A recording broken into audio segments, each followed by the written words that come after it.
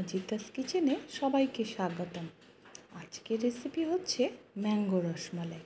তার জন্য চাই একটু হালকা গরম করা দুধের মধ্যে একটু ভিনেগার জলের সাথে মিশিয়ে দিয়ে দিতে হবে দুধটাকে ফাটানোর জন্য, একটু ছানা বানানোর জন্য।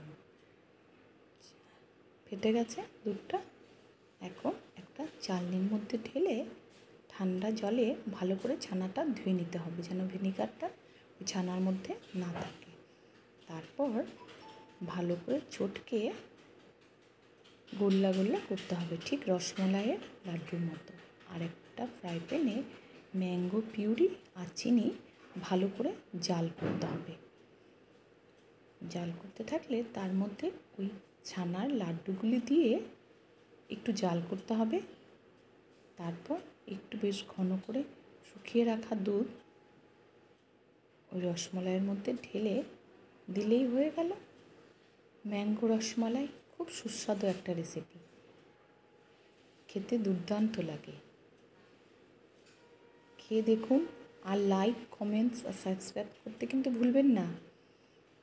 দেখে নিন কি সুন্দর হয়েছে খেতে।